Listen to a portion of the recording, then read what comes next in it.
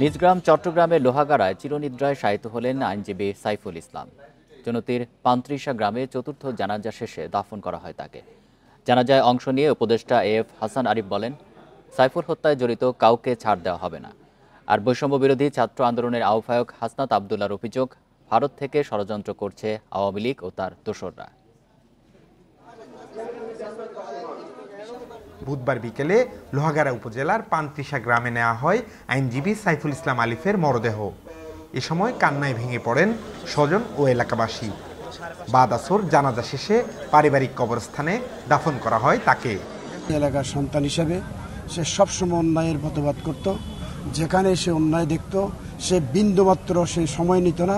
ও আইনজীবীর মধ্যে এমন ভালো ছিল তো ওর মতো আইনজীবী আর নেই। ও সবার ভালো চাইছে, কারো থেকে টাকাও নেয় নাই।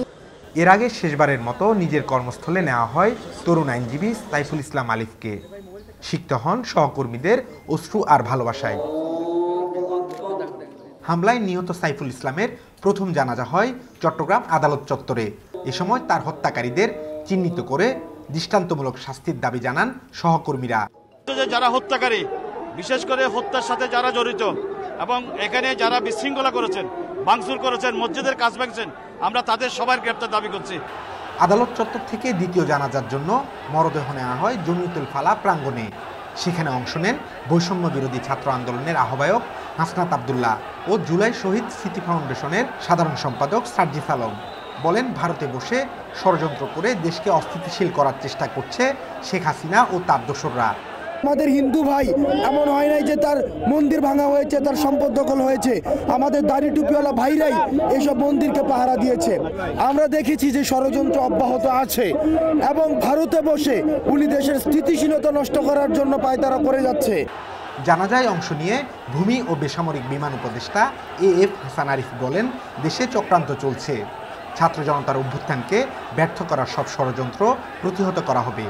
স্টিলের মতো শক্ত থাকবো, পাথরের মতো শক্ত থাকবো, যাতে আগামী যে কোনো প্রচেষ্টা এই বিপ্লবকে, এই গণঅভ্যুত্থানকে ব্যর্থ করার জন্য যে করে থাকুক, যে অঙ্গনের উপরে থাকুক, সেগুলো আমরা প্রতিহত করব। পরে এই হত্যাকাণ্ডে জড়িতদের দ্রুত শনাক্ত ও শাস্তির দাবিতে নগরীর টাইগার পাস মোড়ে সমাবেশ করে ছাত্র জনতা। Abdullah Rakib, independent news, Chattogram. আইনজীবী সাইফুল হত্যায় আটক ২৭ জনের মধ্যে আওয়ামী লীগ ও ছাত্রলীগের ৬ কর্মী। ভিডিও ফুটেজ দেখে শনাক্তের পর তাদের গ্রেপ্তার দেখিয়েছে চট্টগ্রাম মেট্রোপলিটন পুলিশ। তারা জানিয়েছে, চট্টগ্রাম আদালতে চত্বরে সংঘর্ষ আইনজীবী সাইফুল হত্যার ঘটনায় গতরাতে নগরীর কোতোয়ালি, পাথরঘাটা, বান্ডেল কলোনি সহ নানা এলাকায় অভিযান চালিয়ে তাদের আটক করে যৌথ বাহিনী। তবে এখনও মামলা হয়নি। এদিকে আটকের খবরে সকাল থেকে থানার সামনে ভিড় করেন স্বজনেরা। মঙ্গলবার সনাতনী জাগরণ মঞ্চের মুখপাত্র চিন্ময় কৃষ্ণ দাসের জামিন নাকচ করে কারাগারে পাঠায় আদালত। পরে এর প্রতিবাদে চট্টগ্রাম আদালত চত্বরে বিক্ষোভ করে তার অনুসারীরা। এ সময় পুলিশের সঙ্গে তাদের সংঘর্ষ বাধে। এক পর্যায়ে কুপিয়ে হত্যা করা হয় আইনজীবী সাইফুল ইসলাম আলিফকে। পুলিশে বলছে উনি গন্ডগোলের মধ্যে আসছিল, এই জন্য ধরে নিয়ে আসছে। মানে স্যার আসলে মানে কি বলবো না বলবে, তারপরে পরে দেখা হবে। ওনাকে সন্দেহভাজন করে দিচ্ছে, এখন সন্দেহভাজন করে দিচ্ছে না, ঘটনাস্থল থেকে দিচ্ছে, এটা তো বলতে পারি না। বাংলাদেশের ঘটনায় ভারত সরাসরি উস্কানি দিচ্ছে বলে মন্তব্য করেন গণতন্ত্র মঞ্চের নেতারা। অভিযোগ করেন, সাম্প্রদায়িক দাঙ্গা ছড়ানোর ষড়যন্ত্র করছে মোদী সরকার। বাংলাদেশকে জঙ্গিবাদী তকমা দেওয়ার চেষ্টা চলছে বলেও মন্তব্য করেন। সকালে রাজধানীতে সংবাদ সম্মেলনে এসব কথা বলেন নেতারা। ইসকন ইস্যুতে সংবাদ সম্মেলন করেন গণতন্ত্র মঞ্চের নেতারা। চিন্ময় কৃষ্ণ দাস ব্রহ্মচারীকে গ্রেপ্তার পরবর্তী ঘটনা প্রবাহ নিয়ে উদ্বেগ প্রকাশ করেন তারা। অন্তর্বর্তী সরকার বিরোধী তৎপরতা তারা অব্যাহত রেখেছে এবং এসব ঘটনায় ভারত সরকার ও ভারতের গণমাধ্যমের ভূমিকার কঠোর সমালোচনা করেন বিপ্লবী ওয়ার্কার্স পার্টির সাধারণ সম্পাদক সাইফুল হক। ভারত সরকারের পক্ষে তাদের সরকারি প্রতিনিধি যখন সংবাদ সম্মেলন করে তিনি যে ভাষায় তিনি বিবৃতি তিনি দিচ্ছেন, এটাকে আমি মনে করি এক ধরনের এটা রাষ্ট্রীয় উস্কানি দেবার এটা শামিল। বাংলাদেশকে একটা অসহিষ্ণু দেশ, একটা জঙ্গিবাদী দেশ, একটা সাম্প্রদায়িক দেশ, যেখানে ধর্মীয় জাতিগত সংখ্যালঘুরা গুরুতরভাবে বিপন্ন, এরকম একটা চেহারা দেবার একটা সংগঠিত পরিকল্পিত তৎপরতা আছে। বাংলাদেশকে নিয়ে ভারতের সাম্প্রতিক বক্তব্য ও বিবৃতি নিয়ে প্রশ্ন তোলেন নাগরিক ঐক্যের সভাপতি মাহমুদুর রহমান মান্না। সরকারকে সতর্ক থাকার আহ্বান জানান তিনি। যখন কোনো ঘটনা ঘটে সেই ঘটনার সময় যারা দায়িত্বে থাকেন দায় তারই বর্তায়। সরকারকে বলবো চোখ কান খোলা রাখতে হবে। সরকার ঘটনা ঘটবার পরে কাজ করবেন সেরকম না। আমরা সরকারকে এই বিষয়গুলোতে প্রোঅ্যাক্টিভ দেখতে চাই। নেতাদের অভিযোগ বাংলাদেশকে অস্থিতিশীল করতে চাচ্ছে ভারত। এ পরিস্থিতিতে রাজনৈতিক দল ও জনগণকে ঐক্যবদ্ধ হওয়ার তাগিদ দেন তারা। চট্টগ্রামে যা ঘটেছে তা সম্পূর্ণভাবে একটা পরিকল্পিত একটা সহিংসতার পরিবেশ সৃষ্টি করা, হিংসা ঘৃণার পরিবেশ সৃষ্টি করা এবং উস্কানি দিয়ে একটা পরিস্থিতি তৈরির চেষ্টা। যে এই ধরনের পরিকল্পিত তৎপরতাকে আমাদেরকে প্রতিরোধ করতে হবে। ক্ষমতাচ্যুত আওয়ামী লীগের দেশ বিদেশের দোসরদের ষড়যন্ত্র রুখে দিতে হবে বলে মন্তব্য করেন এই নেতা। শাহাদাত স্বপন, ইন্ডিপেন্ডেন্ট নিউজ, ঢাকা। ইসকনকে নিয়ে সরকারের অবস্থান জানতে চেয়েছে হাইকোর্ট। এছাড়া সার্বিক পরিস্থিতি জানাতে কাল সকাল পর্যন্ত সময় দেওয়া হয়েছে অ্যাটর্নি জেনারেলকে। এর জেরে আইনশৃঙ্খলা পরিস্থিতি যেন অবনতি না হয় সে লক্ষ্যে সতর্ক করেছে আদালত। বিচারপতি ফারাহ মাহবুব ও দেবাশিস রায়ের বেঞ্চ ইসকন নিষিদ্ধের আবেদনের শুনানিতে এসব নির্দেশনা দেন। সোমবার রাষ্ট্রদ্রোহ মামলায় গ্রেপ্তার হন চিন্ময় দাস। মঙ্গলবার তাকে চট্টগ্রাম আদালতে নেওয়া হলে গাড়ি আটকে বিক্ষোভ করেন ইসকন সমর্থকরা। এক পর্যায়ে সংঘর্ষের মধ্যে নিহত হন আইনজীবী সাইফুল আলম। এরপর দাবি ওঠে ইসকন নিষিদ্ধের। বুধবার গণমাধ্যমের খবর তুলে ধরে বিষয়টি হাইকোর্টের নজরে আনেন এক আইনজীবী। পরিস্থিতি নিয়ন্ত্রণে ঢাকা, চট্টগ্রাম ও রংপুরে জরুরি অবস্থা জারি ও ইসকনের কার্যক্রম নিষিদ্ধের আবেদন জানান। সীমান্তে স্বর্ণারাধী দাসকে হত্যা করা হয়েছে সে ব্যাপারে ইন্ডিয়া কোনো বিবৃতি দেয় নাই। বিশ্বজিৎকে হত্যা করা হয়েছে সে ব্যাপারে ইন্ডিয়া কোনো বিবৃতি দেয় নাই। তারা ইসকনের ব্যাপারে অর্থাৎ যাদের মাধ্যমে তারা বাংলাদেশের সব গোয়েন্দার তথ্য পায়, বাংলাদেশকে উস্কে দিতে পারে, তাদের জন্য তারা পররাষ্ট্র মন্ত্রণালয় বিবৃতি দিচ্ছে। এখনই যদি এটাকে আমরা প্রোটেক্ট করতে পারি তাহলে আমরা আমাদের অস্তিত্বকে রক্ষা করতে পারবো। এখন যদি দাঙ্গাটা লাগে তাহলে আমাদের হিন্দু ভাইরা মুসলিম ভাইরা দুই পক্ষে ক্ষতিগ্রস্ত হবে এবং আমাদের সারা বিশ্বে আমাদের রাষ্ট্রের বিরুদ্ধে একটা খারাপ মেসেজ যাবে। শুনানিতে অ্যাটর্নি জেনারেল বলেন, ইসকন কোনো রাজনৈতিক দল নয়, একটি ধর্মীয় মৌলবাদী সংগঠন। তাদের বিষয়ে যাচাই বাছাই করা হচ্ছে। এই সংগঠন রেজিস্টার্ড কিনা, এই সংগঠন নিষিদ্ধ হবে কিনা, এই সংগঠনের বিরুদ্ধে কি ব্যবস্থা নেওয়া হবে, এই সংগঠনের অস্তিত্ব কি, এই সবগুলো বিষয় সরকারের পলিসি ডিসিশন এবং সরকার এটা খোঁজখবর নিয়ে যথাযথ আইনিভাবে এটাকে দেখবেন। এদিকে ইসকন নিষিদ্ধের দাবি ও আইনজীবী হত্যার প্রতিবাদে বিক্ষোভ করেছেন জাতীয়তাবাদী আইনজীবীরা। তাদের অভিযোগ, ইসকনের লেবাসে দেশে অরাজকতা সৃষ্টির ষড়যন্ত্র করছে আওয়ামী লীগ। Zahidul Bashar, independent news, Dhaka. দেশের সার্বিক পরিস্থিতি নিয়ে প্রধান উপদেষ্টা ডক্টর মোহাম্মদ ইউনূসের সঙ্গে বৈঠক করেছেন বিএনপির একটি প্রতিনিধি দল। এতে নেতৃত্ব দেন দলের মহাসচিব মির্জা ফখরুল ইসলাম আলমগীর। সন্ধ্যা ৬টায় রাষ্ট্রীয় অতিথি ভবন যমুনায় বৈঠক শুরু হয়। জানা গেছে, বর্তমান পরিস্থিতি ও দেশের আইনশৃঙ্খলা পরিস্থিতি নিয়ে আলোচনা হয়েছে। এর আগে পৌনে ৬টার দিকে মির্জা ফখরুলের নেতৃত্বে রাষ্ট্রীয় অতিথি ভবন যমুনায় বিএনপির ৫ সদস্যের একটি প্রতিনিধি দল প্রধান উপদেষ্টার বাসভবন যমুনায় যান। বৈঠকে অংশ নেওয়া অন্য সদস্যরা হলেন বিএনপির স্থায়ী কমিটির সদস্য মির্জা আব্বাস, নজরুল ইসলাম খান, আমির খসরু মাহমুদ চৌধুরী, সালাউদ্দিন আহমেদ।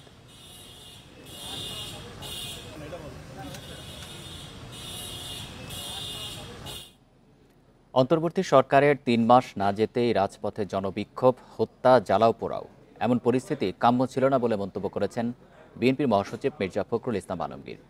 বুধবার জাতীয় প্রেস ক্লাবের এক আলোচনা সভায় এই মন্তব্য করেন তিনি। এ সময় কয়েকটি গণমাধ্যমের কার্যালয়ের সামনে হওয়া নৈরাজ্যের তীব্র নিন্দা জানান মির্জা ফখরুল। ৯০ স্বৈরাচার বিরোধী আন্দোলনের শহীদ ডাক্তার মিলন দিবস উপলক্ষে জাতীয় প্রেস ক্লাবে এই আলোচনা সভার আয়োজন করে ডক্টরস অ্যাসোসিয়েশন অব বাংলাদেশ, ড্যাব। এতে বক্তারা অভিযোগ করেন, স্বৈরাচারের পতন হলেও তার দোসররা আবারও নানা ষড়যন্ত্র করছে। কোন ঐক্য যদি থাকে, কোনো অবস্থাতেই ষড়যন্ত্রকারীরা তাদের যে ষড়যন্ত্র তারা সার্থক করতে পারবে না। প্রধান অতিথির বক্তব্যে মির্জা ফখরুল বলেন, ৩ মাসের মধ্যে আমাদের আসল চেহারা বেরিয়ে আসছে। এমন চেহারা নিয়ে সফলতা অর্জন সম্ভব নয়। ৩ মাসও যায়নি, এখন একজন আরেকজনের বুকে রক্ত ঝরাচ্ছে। ৩ মাসও যায়নি, এখন পত্রিকা অফিস পুড়িয়ে দেওয়া হচ্ছে। আক্রমণ করছে। কোন বাংলাদেশ? আমরা কি 5 তারিখের আগেই বাংলাদেশকে চিনতাম? এই 3 মাসের মধ্যেই আমাদের সেই আসল চেহারা বেরিয়ে আসতে শুরু করেছে। এইরকম চেহারা নিয়ে কোনোদিনই সাফল্য অর্জন করা যায় না। অন্তর্বর্তীকালীন সরকারের উদ্দেশ্যে তিনি বলেন, যারা দায়িত্বে আছেন তারা এমন কথা বলবেন না যা জনগণের মধ্যে বিভ্রান্তির সৃষ্টি করে। ছাত্র জনতার রক্তের উপর দিয়ে এই ইন্টারিম গভর্নমেন্ট তৈরি করা হয়েছে। সেইটাকে স্বীকার করে নিয়ে পুরোপুরি এই দেশের জনগণের যে মূল লক্ষ্য গণতান্ত্রিক রাষ্ট্রের, সেই লক্ষ্যে যাওয়াটাই তাদের জন্য সর্বোত্তম বলে আমরা মনে করি। যারা দায়িত্বে রয়েছেন, তত্ত্বাবধায়ক সরকারের দায়িত্বে রয়েছেন, তারা এমন কোনো কথা বলবেন না দয়া করে যা জনগণের মধ্যে বিভ্রান্তি সৃষ্টি করবে। এ সময় মত প্রকাশের স্বাধীনতা রক্ষাসহ গণতন্ত্র প্রতিষ্ঠায় সবাইকে ঐক্যবদ্ধ থাকার আহ্বান জানান মির্জা ফখরুল। বিশ্বাস করি, আমার দল যা বিশ্বাস করে, আমি সেই কথা আমার প্রাণ গেল আমি বলবো। মাহমুদ শরীফ, ইন্ডিপেন্ডেন্ট নিউজ, ঢাকা। চট্টগ্রামে আইনজীবী সাইফুল ইসলাম আলিফকে হত্যার প্রতিবাদে ঢাকায় কেন্দ্রীয় শহীদ মিনারে শোকসভা ও সম্প্রীতি সমাবেশ করেছে বৈষম্যবিরোধী ছাত্র আন্দোলন। বুধবার বিকেলে এই কর্মসূচিতে বিভিন্ন কলেজ, বিশ্ববিদ্যালয় শিক্ষার্থী সহ সাধারণ মানুষ অংশ নেন। সমাবেশ থেকে ইসকনকে জঙ্গি সংগঠন দাবি করে এটি নিষিদ্ধের দাবি জানান বক্তারা। পাশাপাশি যেসব গণমাধ্যম ভারতীয় আধিপত্যের পক্ষে অবস্থান করছে তাদের বিরুদ্ধেও প্রয়োজনীয় ব্যবস্থা নিতে সরকারের প্রতি আহ্বান জানানো হয়। তাদের দাবি, পতিত স্বৈরাচারের দোসররা প্রতি বিপ্লব করতে একের পর এক ষড়যন্ত্র করে যাচ্ছে। এদিকে তরুণ এই আইনজীবীকে নৃশংসভাবে হত্যার সঙ্গে যারা জড়িত তাদের বিচার দাবি করেন তারা।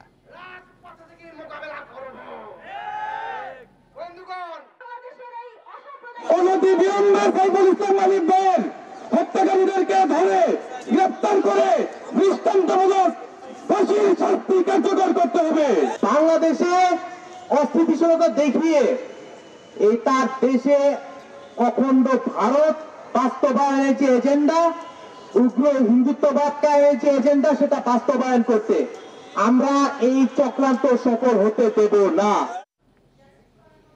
দেশে সাম্প্রদায়িক দাঙ্গা সৃষ্টির ফাঁদ পেতেছিল ষড়যন্ত্রকারীরা। ভারত পতিত সরকারের দোসররা এতে ইন্ধন দিচ্ছে বলে মনে করছেন বিশ্লেষকেরা। অভ্যন্তরীণ বিষয়ে ভারতের অযাচিত নাক গলানোকে শিষ্টাচার বহির্ভূত বলে মন্তব্য করে তারা অন্তর্বর্তী সরকারকে কঠোর হওয়ার আহ্বান জানান। সম্মিলিত সনাতন জাগরণ জোটের মুখপাত্র চিন্ময় দাসকে গ্রেফতারের পর মঙ্গলবার জামিন আবেদন ঘিরে চট্টগ্রামে বিক্ষোভ ও সংঘর্ষের ঘটনা ঘটে। এ সময় সহকারী পাবলিক প্রসিকিউটর সাইফুল ইসলাম আলিফকে হত্যা করা হয়। এই ঘটনাকে সাম্প্রদায়িক দাঙ্গা লাগানোর চেষ্টা বলছেন বিশ্লেষকরা। তারা বলছেন সামাজিক যোগাযোগ মাধ্যমে পতিত আওয়ামী লীগ সরকারের কিছু নেতাকর্মী বিভ্রান্তি ছড়াচ্ছে। তো ভারত যে প্রতিক্রিয়াটি দেখিয়েছে সেটাকে পরিপূর্ণভাবে একটা ধর্মীয় দৃষ্টিকোণ থেকে দেখিয়েছে। ফলে আমরা বলবো যে সরকারও এই ধরনের অপতৎপরতাটা শক্ত হাতে তারা মোকাবেলা করবে। জগন্নাথ হলের প্রাধ্যক্ষ বলেন, বেশিরভাগ ক্ষেত্রে সংখ্যালঘু নির্যাতনের মিথ্যা অভিযোগ এনে উস্কানি দেওয়া হচ্ছে। কোনোভাবেই এ ফাঁদে পা দেয়া যাবে না। যে কনসেপ্টের উপরে জুলাই বিপ্লব হয়েছে যে এই দেশটা সবার, আমাদের সবার সমান অধিকার আছে, এবং একটা গ্রুপ যারা পরাজিত ফেসিবাদ, তারা নানাভাবে নানা গ্রুপে বিভিন্নভাবে তারা অপকর্ম চালিয়ে যাচ্ছে, এবং যাতে এই সুষ্ঠু সুন্দর যে আমরা যে সুন্দর বাংলাদেশ চিন্তা করছি সেটা যেন সুষ্ঠু সুন্দরভাবে আমরা এগোতে না পারি।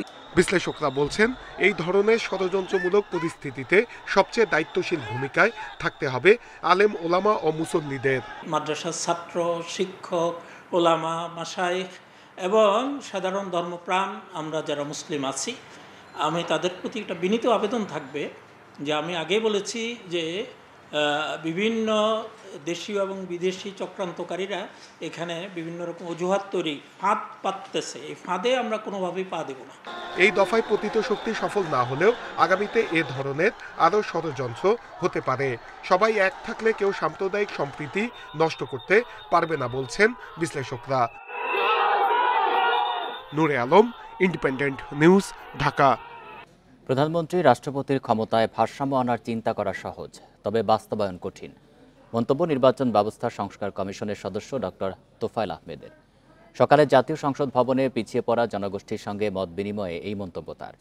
সংলাপে সারা দেশ থেকে আসা প্রতিনিধিরা নির্দলীয় প্রতীকে স্থানীয় নির্বাচন, নির্বাচনে কালো টাকার প্রবাহ বন্ধ সহ বেশ কিছু সুপারিশ তুলে ধরেন। তাহলে কিন্তু এটা সুনির্দিষ্ট কিছু প্রস্তাব নেওয়া সম্ভব। নির্বাচন ব্যবস্থা সংস্কারের উদ্দেশ্যে এই মতবিনিময় সভার আয়োজন করে কমিশন। জাতীয় সংসদ ভবনের ক্যাবিনেট কক্ষে এই আয়োজনে অংশ নেন আদিবাসী ও পিছিয়ে পড়া জনগোষ্ঠীর প্রতিনিধিরা। আদিবাসীদের জন্য সংরক্ষিত আসন রাখা, ভোটের নিরাপত্তা নিশ্চিত করা, প্রতিবন্ধীদের জন্য ভিন্ন ব্যালট ব্যবস্থার দাবি জানান প্রতিনিধিরা। আদিবাসী এবং সংখ্যালঘুদের মাঝখান থেকে যদি কোনো আসন নির্ধারিত করা যায় সেখান থেকে তারাই নির্বাচিত হবেন, বিশেষ করে নারীদের ক্ষেত্রে। দৃষ্টি প্রতিবন্ধী ব্যক্তি যারা আছেন তাদের জন্য ব্যালট পেপারে যদি কিছু করা যেতে পারে সেইটার দিকে একটু নজর রাখা। নির্বাচনের আগে, নির্বাচন চলাকালীন সময় এবং নির্বাচনের পরে কোথায় এই দলিতদের ঘরবাড়ি জ্বালানো হয়। দাবি ওঠে নির্দলীয় প্রতীকে স্থানীয় সরকার নির্বাচন করার, পাশাপাশি দ্বিকক্ষ বিশিষ্ট সংসদের দাবি পিছিয়ে পড়া জনগোষ্ঠীর প্রতিনিধিদের। সব ওয়ার্ড ঘুরে ঘুরে কিন্তু দ্বিকক্ষ বিশিষ্ট সংসদ এবং রাষ্ট্রপতি ও প্রধানমন্ত্রীর ক্ষমতার ভারসাম্য রাখা কঠিন বলে মন্তব্য করেন সংস্কার কমিশনের সদস্য ডক্টর তোফায়েল আহমেদ। প্রধানমন্ত্রী এবং প্রেসিডেন্টের ভারসাম্য রাখতে হবে, এটা বলা খুব সহজ। সব সরাসরি নির্বাচন করা হবে, এটাও বলা খুব সহজ, কিন্তু এগুলো ইমপ্লিমেন্ট করে এটাকে কার্যকর করা কিন্তু এত সহজ কাজ না। এগুলো আর একটু ভাবনা চিন্তা দেখা আছে। সব ধরনের বৈষম্য নিরসনের জন্য সংস্কার কমিশন কাজ করছে বলে জানান বদিউল আলম মজুমদার। আদিবাসী, দলিত কিংবা পিছিয়ে পড়া জনগোষ্ঠী কোনো রকম ভাবে বৈষম্যের যেন শিকার না হয়, তারা যেমন সমসুযোগ পায় এবং তাদের যে ভোটাধিকার থেকে শুরু করে বিভিন্ন ক্ষেত্রে ওই যে আইনি অধিকার এগুলো যেন প্রতিষ্ঠিত হয়, এটা সুস্পষ্টভাবে এসছে। আমার মনে হয় সবাই এর সাথে একমত। এ সময় এনআইডি কার্ডে নামের ভুল সংশোধনের দাবিও জানান আলোচকরা। আচ্ছা, আমি জাস্ট আমার বন ইবনে কামাল, ইন্ডিপেন্ডেন্ট নিউজ, ঢাকা। ডলারের দাম বাড়ার কারণে ক্ষতিগ্রস্ত আমদানিকারকেরা ঋণ পরিশোধে 8 বছর সময় পাবেন। 2022 সালে বিলম্বে ঋণ পরিশোধের শর্তে যেসব ব্যবসায়ী পণ্য আমদানি করেছিলেন এবং ক্ষতির শিকার হয়েছেন, শুধু তারাই এই সুযোগ পাবেন। বুধবার বাংলাদেশ ব্যাংকের এক প্রজ্ঞাপনে ব্যাংকগুলোকে এই নির্দেশনা দেওয়া হয়। ডলারের দাম বাড়লে আমদানি করা পণ্যের খরচও বেড়ে যায়। বাংলাদেশ তেল, গ্যাস, কাঁচামাল এবং বিভিন্ন খাদ্যপণ্য আমদানিতে ডলারের উপর নির্ভরশীল। ডলারের দাম বাড়লে এসব পণ্যের আমদানি খরচও বেড়ে যায়, এতে বাড়ে পণ্যের দামও। এদিকে মূলধন ঘাটতির কারণে ব্যাংকের দায় পরিশোধ করতে না পারায় খেলাপি হওয়ার ঝুঁকি বাড়ছে আমদানি নির্ভর প্রতিষ্ঠানগুলোর। তাই এবার ডলারের দাম বাড়ার কারণে ক্ষতিগ্রস্ত ব্যবসায়ীদের ঋণ পরিশোধের সুবিধা বাড়ালো কেন্দ্রীয় ব্যাংক। মূলত 2022 সালে যেসব ব্যবসায়ী বিলম্বে ঋণ পরিশোধের শর্তে আমদানি করেছিলেন এবং ক্ষতির শিকার হয়েছেন, শুধু তারাই এ সুযোগ পাবেন। 2 বছর আগে ডলারের আন্তঃব্যাংক বিনিময় মূল্য ছিল 106 টাকা, যা এখন 120 থেকে 125 টাকার মধ্যে রয়েছে। নির্দেশনা অনুযায়ী 2022 সালের জানুয়ারি থেকে ডিসেম্বর পর্যন্ত আমদানির জন্য খোলা ঋণপত্রের ক্ষেত্রে বিনিময় হারের বিপরীতে ক্ষতির মোট পরিমাণ সংশ্লিষ্ট ব্যাংক নির্ধারণ করবে। তবে কোনো খেলাপি গ্রাহক প্রতিষ্ঠান এই সুবিধা পাবে না। সুবিধা পেতে ব্যবসায়ীদের আগামী 31 মার্চের মধ্যে নিজ নিজ ব্যাংকে আবেদন করতে হবে। এছাড়া গ্রাহক ডলারের বিনিময় হারের কারণে আসলেই ক্ষতিগ্রস্ত হয়েছে কিনা তা ব্যাংকগুলোকে নিশ্চিত হতে হবে। বাংলাদেশ ব্যাংকের পরিদর্শন বিভাগও এ সংক্রান্ত নথি যাচাই করবে। এই সুবিধা দেওয়ার ক্ষেত্রে একক গ্রাহক ঋণসীমা কোনোভাবেই লঙ্ঘন করা যাবে না। কেন্দ্রীয় ব্যাংক জানিয়েছে, কোভিডের দীর্ঘমেয়াদী প্রভাব, রাশিয়া ইউক্রেন যুদ্ধ ও বিশ্ব অর্থনৈতিক মন্দা সহ নানা কারণে বৈদেশিক মুদ্রার বিপরীতে টাকার মূল্য কমে যাওয়ায় স্থানীয় উৎপাদনমুখী শিল্পগুলো কাঁচামাল আমদানিতে ক্ষতির সম্মুখীন হয়েছে। এই পরিস্থিতিতে আমদানি নির্ভর শিল্প সহ যেসব শিল্প প্রতিষ্ঠানের পণ্যের বিক্রয় মূল্য সরকার নির্ধারণ করে, সেসব প্রতিষ্ঠানের উৎপাদন সক্ষমতা ও রপ্তানি ঠিক রাখতে নতুন এ নির্দেশনা দেয় বাংলাদেশ ব্যাংক। এর ফলে খাদ্যপণ্য আমদানিকারকদের অনেকেই এই সুবিধা পাবেন, কারণ তেল, চিনি সহ নানা পণ্যের দাম সরকার কর্তৃক নির্ধারণ করে দেয়া হয়। ইফা তারা, ইন্ডিপেন্ডেন্ট নিউজ। এই ছিল এখনকার সংবাদে। ধন্যবাদ সবাই।